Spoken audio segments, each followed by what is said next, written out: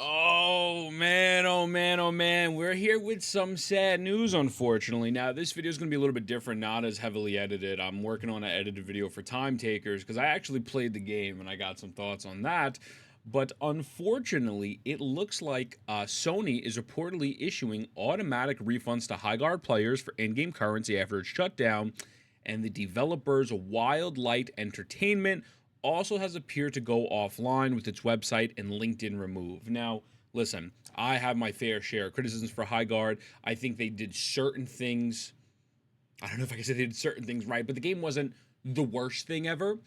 But they did a lot of things wrong, but you don't want to see people lose their jobs, right? I mean, like AI is taking over jobs left and right. And so the studio shut down. It's pretty unfortunate. I kind of wanted to do a little bit of retrospective right now and just go over all the information we had previous to Highguard's release, why this might have actually happened, and not some weird bias like this game was Concord 72. Because, I mean, you can make the joke that it was Concord because it shut down, but there was some potential there. But I think there's massive flaws that caused it to fail.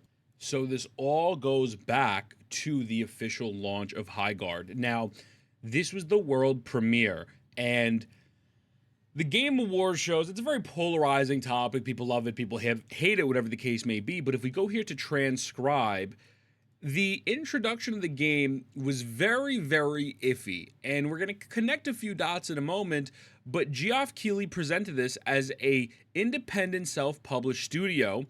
So here, I'm going to click this. Very deep into development.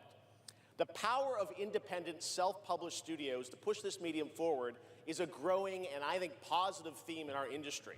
And so tonight, you're not only going to get the announcement of the game, but also your first look at the gameplay.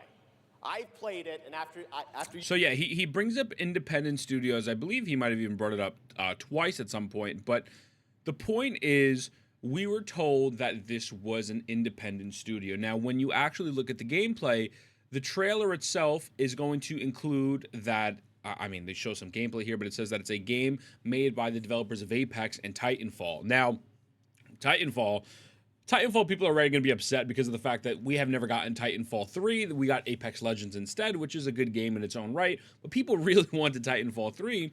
But when you look at this game, it says a new breed of shooter. And, well, there's nothing distinct or new about this, right? Now, eventually, as the game dropped, we saw conceptually what they were trying to do. And it was different in some regards, but more or less the same. And this was just not a very well-made trailer to experience and say, hey, this is what we have upcoming. You see a bunch of basic-looking characters. The character designs were not the greatest. We're seeing just a bunch of random skills that don't really seem very overwhelming or kind of like grabbing the person or the viewer, say, hey, you must play this, and you don't know what the objective is. All you're seeing is that you're seeing Apex-type gunplay with a couple hero abilities, and I think even Apex might have hero abilities. So when you look at this trailer, it's just like, what am I looking at? And, well, let's be honest, a lot of people didn't know what they're looking at, including myself. I didn't. I had no idea. Prior to the launch, we got no information about this game. If you go on their Twitter, it's the same trailer over and over and over and over again. We got tomorrow you become a warden. So that was it. They had a couple bit of countdowns, December 11th, January 23rd, and January 23rd, and that's it, right? And the game officially launched, and they even had a roadmap. So if I scroll up, it's going to take a minute. They had episodes. Their version of, I guess, like if you play Destiny, what their seasons would be, and the content you can look forward to, planned all the way out until December, and my assumption, at some capacity, was fully developed as well. And there is a very big marketing strategy of if you were confident in your product or your music, whatever the case. I see this a lot with rap, where I'm just going to secretly drop an album, right? I'll secretly drop an album. I won't say a word. I'll drop one video, and that's it. The album's coming out. J. Cole has done it. Eminem has done it. Tons of people have done it. 50 might have done it. A lot of people do it. But the problem is that the studio was very confident in this product, and the gaming community was not confident. The moment that trailer hit, it was like, ladies and gentlemen, a trailer has hit the third tower. Everyone was shitting on it. And they weren't shitting on it for some, like, as the developer said, like, trying to get clickbait, which we'll address later. They were shitting on the game because there was nothing of substance in that trailer. And when you are a I don't want to say undeserved of audience captured and undeserved of audience faith, but when you're a newer studio, you're an independent studio, right? Independent, and the reception is completely negative. Staying silent is not the way to go. And if they would have done more transparent pieces, explain what the game was about, and went through a different marketing strategy, I truly believe we could have seen a semblance of a different result. Obviously, that's not what happened. And so to me, that was the first massive red flag of, okay, Highguard might be cooked. Circling back to independent just for a moment so we can knock this out. So obviously this was shown at the Game Awards by Geoff Keighley, who I still have tons of respect for. Great dude. But if you noticed here, one of the people on the board is Stephen Ma, is a SVP for Tencent. And funnily enough, although this was being promoted as an independent game, they've received the financial backing of Tencent. Now, you might have a different type of interpretation of, hey, well, you can be an independent studio, but you could have financial backing of a multi-billionaire conglomerate, and I could say, sure. But it really seemed like they were trying to hone in on the independent studio portion of this specific game. It's like, hey guys, we're independent, please support us, please buy our microtransactions because we really need it, we're so broke. And you got Tencent over here who like owns everything. They probably own you and me low-key at this point. Being your financial backer and keeping that in the back pocket, not really making that publicized, is already going to give gamers more of distrust in your company. Not only did you show a trailer of no substance, but you're then claiming to be independent in some sort of capacity, trying to really kind of push that agenda, and you're not. And again, it just boils down to misstep after misstep after misstep. So before you even get into the gameplay side of it, from a narrative perspective, this game was fighting an uphill battle. 1,000,000%, right? Now, I'm just going to play a little bit of B-roll while we yap here about the gameplay. Getting into the game itself, there were some glaring issues. To me, the biggest problem off-rip is launching only 3v3. This game is competing in a very hard genre of hero shooters. Marvel Rivals is very casual. I mean, dude, you can literally get to like plat or high rank levels, at least back in the early stages of the game, with little to no skill. If I log into Marvel Rivals right now, I'm gonna have some level of fun because it's very accessible. Overwatch, very fast paced, grandfathered in, just had a massive update and is doing fantastic right now. You have Deadlock, which is different. Deadlock sticks out like a sore thumb because Deadlock is the League of Legends MOBA third-person shooter, right? So you have a level of skill play, movement play, minion management, item management, right? There's something there, and it's not as accessible as a game like Overwatch or Marvel Rivals, but there's a level of ease of entry point is what I'll say. There's ease of entry point where you can get into the game and you can have fun if you play with a couple buddies, and you can have a very high skill ceiling if you decide to dedicate to it. Even Team Fortress 2 exists. You know, Team Fortress 2 is still the GOAT. Still got 50,000 people playing on Steam DB charts. But then you have Highguard, which is only taking 3v3s. So their gameplay is they want to make a competitive 3v3 hero shooter, but that is not going to work for the masses, right? You cannot develop a game for $200+ million, because that was the budget, and sell it with only a game mode that is going to work for sweatlords, okay? It just won't work. That's why they had to add a 5v5 game mode a couple days later, but even then, by that point, it was too late. There was all the people that were going to play the game gave up already, because why are you going to sit there and sweat it out with randoms? You're going to get bodied because you don't know how the game works. You don't know what these champions are doing, and there's no like team deathmatch, free for all, or something just to get a feel for the game.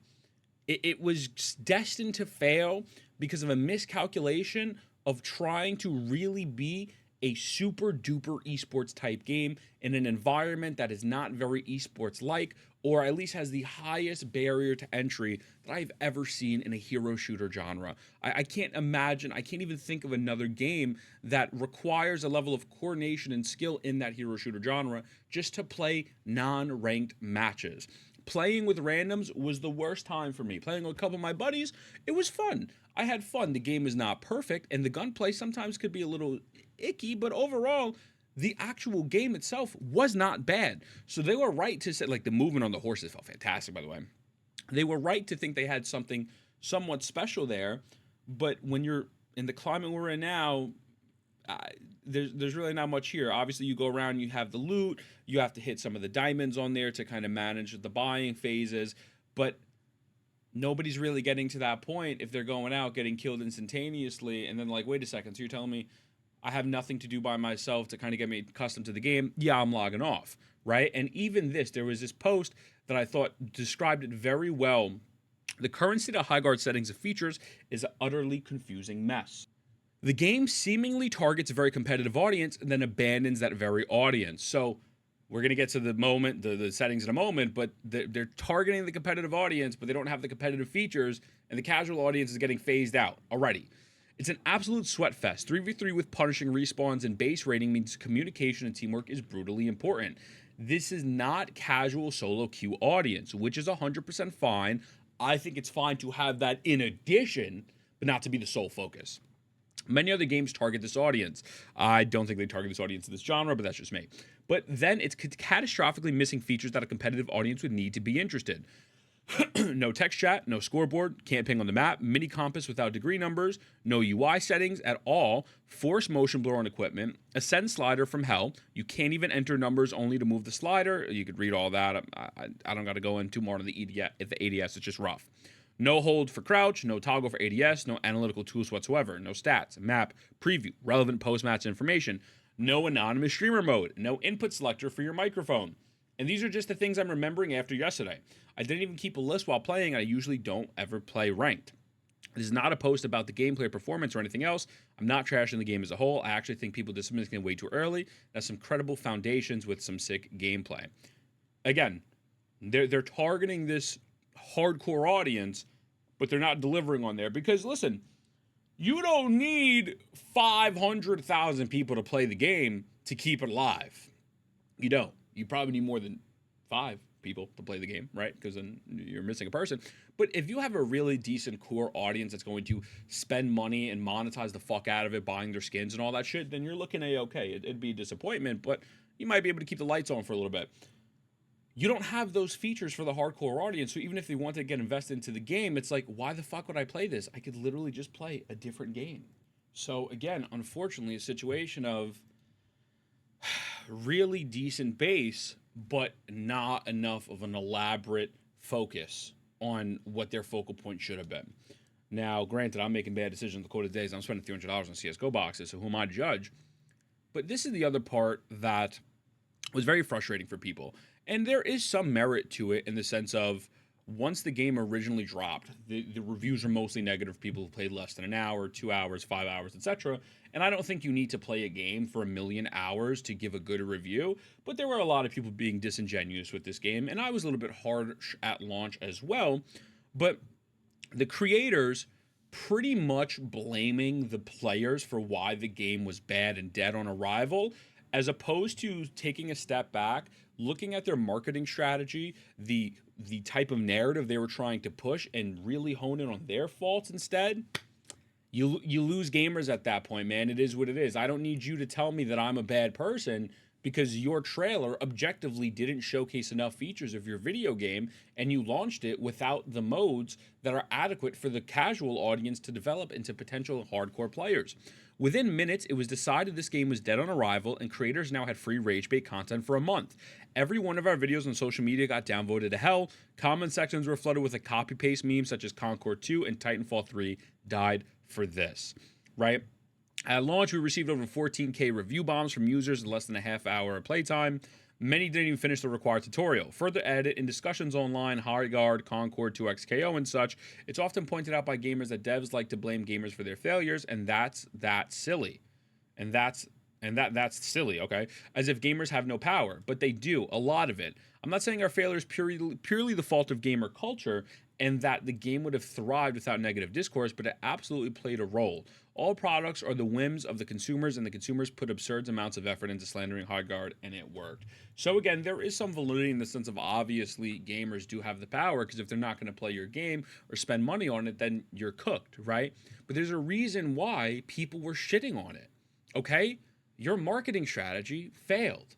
they have talked about how they were confident that this was going to be a hit out the park. Everyone felt really great about it, so you felt content pretty much just saying nothing. And that's not the way you could approach these topics, especially with a $200 million baby that was backed by Tencent, right? So I know the guy, he reactivated Twitter. He said he might have worded things a little bit differently there or the wrong way. But these are all, to me, in my mind, why we did not see the full game plan flesh out for all of 2026. And that's unfortunate, because I would have loved to see the studio keep people, not shut down, not fire tons of people. Now developers are out of jobs. I know people are going to be dickheads, say, oh, I don't fucking care, but you're just an asshole. And I would have loved to see the game try to grow. It seems like getting rid of a $200 million project that fast was a little rough. There probably could have been some way they could have recaptured an audience, but to me, this is where it went wrong with Highguard and why the studio was closing down. Not this fucking rage bait shit that it was meant to be Concord 3.0, because they had something. They had a very unique idea, but their delivery was all over the place. Their execution didn't really hit the mark, and they wanted to capture audience of casuals, but not having casual gameplay. An expert player sweats lords, but not having enough things to suffice a sweat lord. So it is what it is. With that being said, I'll see you boys in the next one.